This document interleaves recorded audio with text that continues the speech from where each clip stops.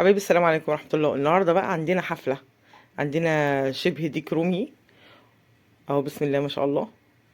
وعندنا رواية وعندنا رز مدسوس وعندنا ملوخية وعندنا حفلة أكل. معانا ديك رومي اهوت كده 3 كيلو ونص، على قد فلوسنا، جبنا على قد فلوسنا وشوحناه كده وظبطناه. نديله شوربة بقى عشان هو صغير وناشف، ما رضيناش نحطه في الفرن. حطينا بصلة وحطينا مرقة وحطينا بهارات، ومسكناه سلقناه زي ما انتم شايفين كده. والله طلع شوية شوربة عسل بجد. عندنا بقى بصلة اهي، عملنا لها شوية لحمة كده عشان الرواق بتاعنا، عاملين بقى رواق بقى على لحمة الايه، على شوربة الديك الرومي. حفلة ولاد اهوت، حفلة. عايزين لايك حلو منكم بقى ودعمونا. جبنا الصينية بتاعتنا دهناها كده زي ما انتم شايفين بتوع الديك الرومي، حطينا فيهم مرقة وملح وحتة زبدة حلوة. غطسنا الرواق زي ما انتم شايفين كده، عملنا رقة من تحت، اول رقة كده تمام. شوربة وزبدة ومرقة وشوية ملح، وعملنا بصل كده، حبة بصل كده من اللي احنا محمرينهم للحمة.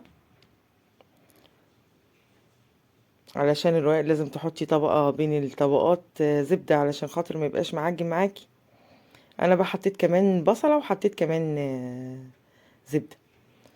وصلت للنص كده ورحت حاطة اللحمة بتاعتي زي ما انتم شايفين كده، كل رقة فيها بصل وزبدة. بقى كان طعمه تحفة تحفة.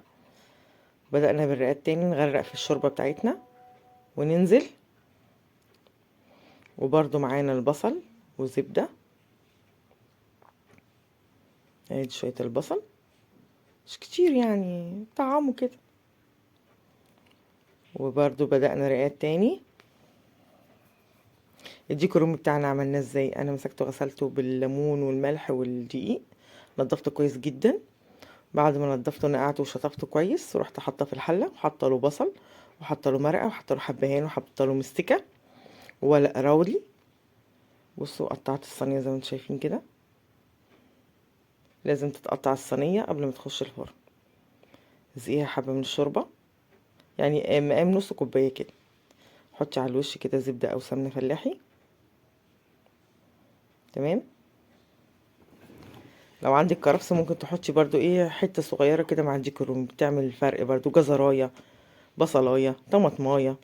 وبعد ما يتشوح حلو كده بالفلفل الاسمر، تروحي نازله عليهم بالميه السخنه بتاعتك. بصي خلصنا الاكل بتاعنا اهوت.